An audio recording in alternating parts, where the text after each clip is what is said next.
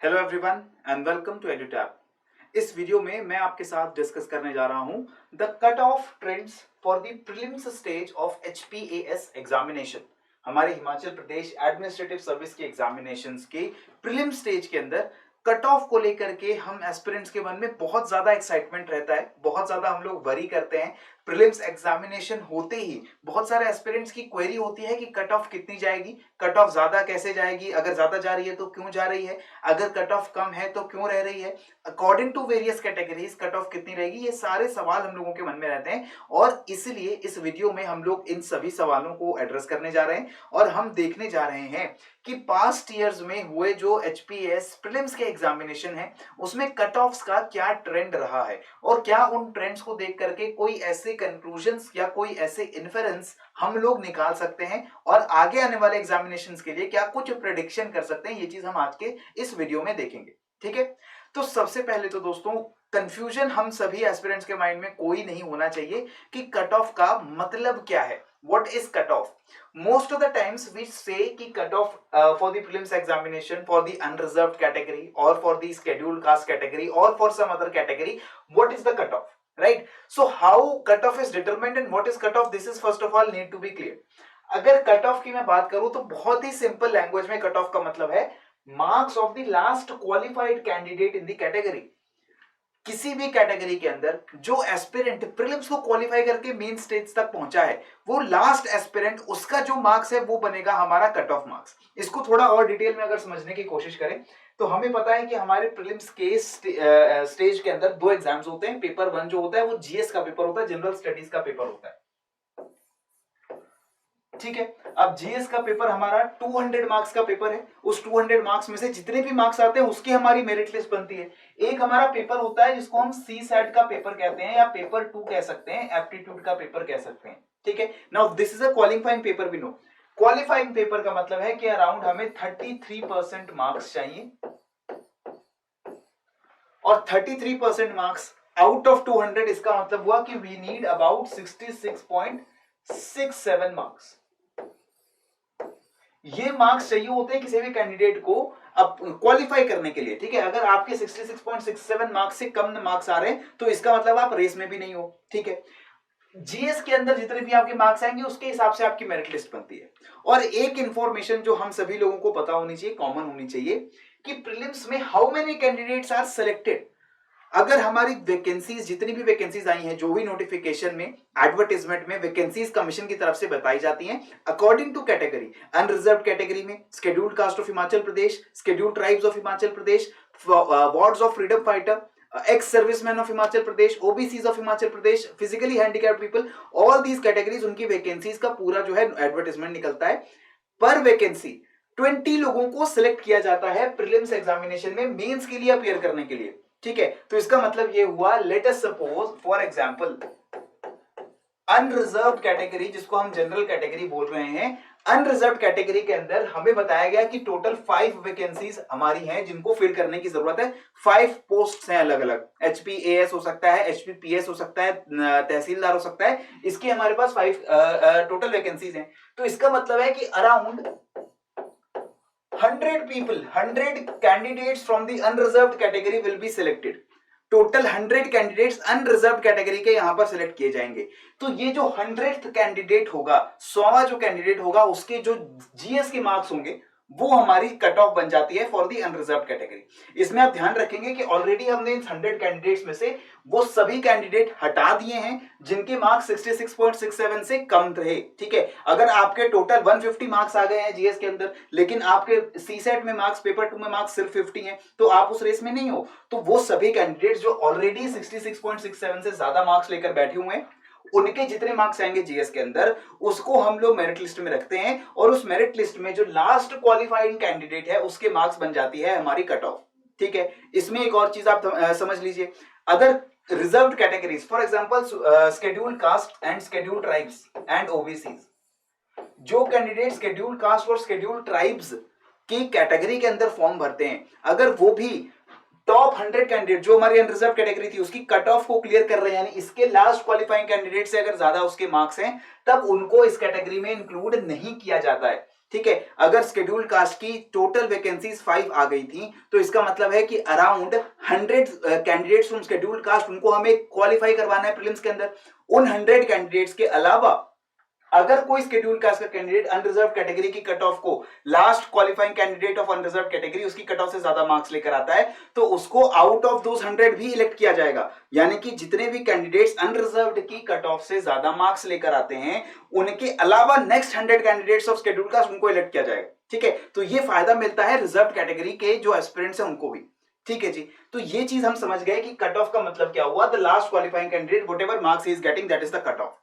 तो क्या ये प्री डिसाइडेड है कि कितने मार्क्स अगर आप लाएंगे जीएस के अंदर तो आपकी कट ऑफ क्लियर मानी जाएगी? ये प्री डिसाइडेड नहीं है। कट ऑफ हर एग्जाम के लिए डिटरमाइन की जाती है। कैसे डिटरमाइन की जाती है? तो there are two factors. First one is the standard of paper, the level of difficulty of the paper, and next is the number of vacancies. Number of vacancies के बारे में बहुत सिंपल है, वैकेंसीज अगर ज्यादा आएंगी तो उसको 20 से मल्टीप्लाई करिए अप्रोक्सीमेटली, और उतने ज्यादा कैंडिडेट्स को हम प्रीलिम्स में सिलेक्ट करने वाले। That means higher the number of vacancies higher the number of candidates will be selected.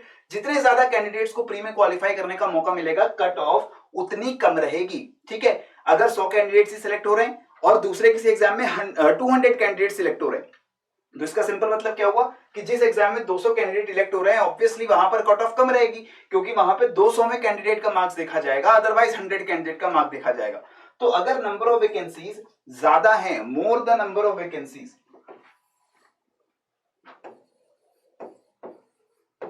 There are more vacancies,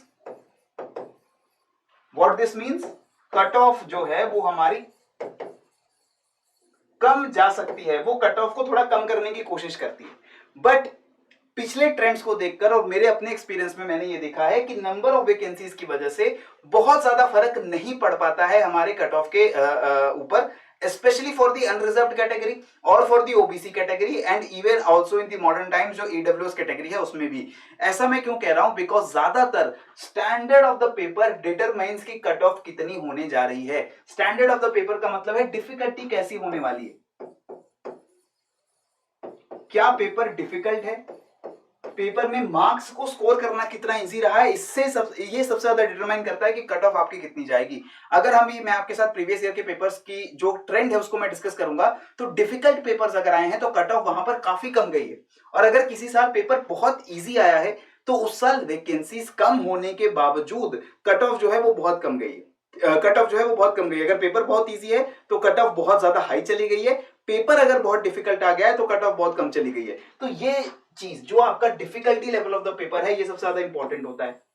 ठीक है, तो कभी भी जब आप प्रीलिम्स का एग्जाम देकर आ रहे हैं एचपीएस का तो आपके माइंड में कट ऑफ का क्वेश्चन कितना चिंता करना चाहिए, कितना आपको उसके बारे में सोचना चाहिए, यहां आप खुद समझ जाइए कि ये सारी चीजें रिजल्ट बनने के बाद डिटरमाइन होने वाली हैं कि क्या जो भी एस्पिरेंट्स पेपर दे रहे थे वो अच्छे मार्क्स उस पेपर में स्कोर करके ला रहे हैं, नहीं ला रहे हैं। अगर आपको लग रहा है कि पेपर वॉज इजी, पेपर्स में जो क्वेश्चन थे वो अच्छे से किए जा सकते थे, खासतौर पे जीएस की मैं बात कर रहा हूं, तो इसका मतलब कट ऑफ जो है वो काफी ज्यादा हाई जा सकती है। अगर आपको लगता है नहीं पेपर डिफिकल्ट था, आपको भी डिफिकल्ट लगा, आपके जो एस्पिरेंट्स हैं आसपास जो लोग पेपर दे रहे थे, आपके फ्रेंड्स पेपर दे रहे थे उनको भी डिफिकल्ट लगा, तो इसका मतलब है कट ऑफ बहुत ज्यादा नहीं जाएगी। ठीक है, नंबर ऑफ वैकेंसीज हमारे एचपीएस के एग्जाम में कभी भी बहुत ज्यादा नहीं होती हैं। नंबर ऑफ वैकेंसीज का अगर मैं एक ट्रेंड देखने की कोशिश करूं तो लास्ट एग्जाम्स के अंदर नंबर ऑफ वैकेंसीज 15-16 वैकेंसी से लेकर के 26-27 वैकेंसीज तक के बीच में आपकी वैकेंसीज वेरी करती है। इस दरमियान इस रेंज के अंदर कट ऑफ पे बहुत ज्यादा चेंज वैकेंसीज में चेंज होने की वजह से नहीं होगा।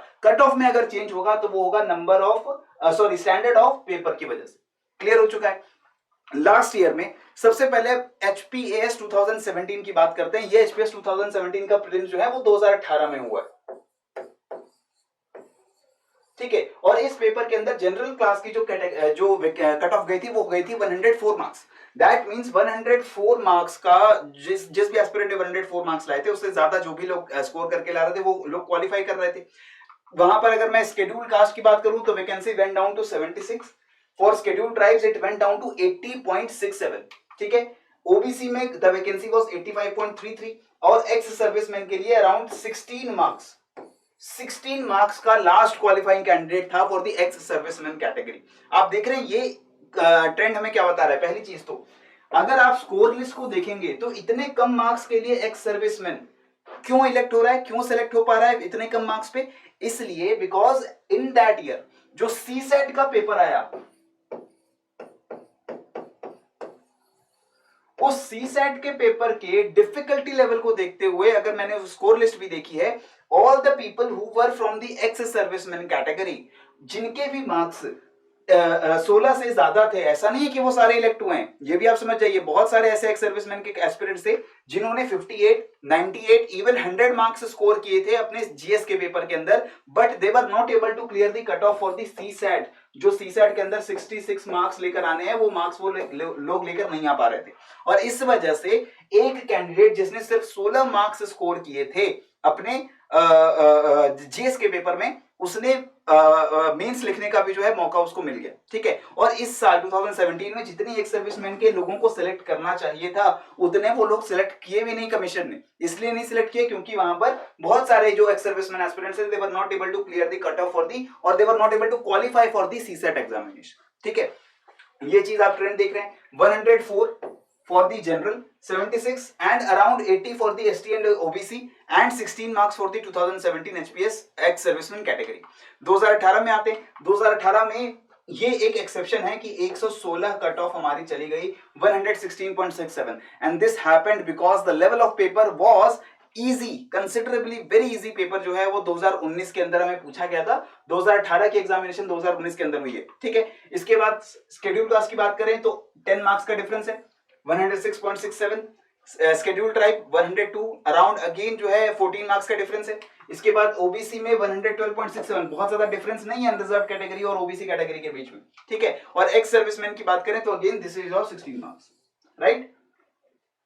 सो what does this tell us? This tells us, नहीं गलत हो गया,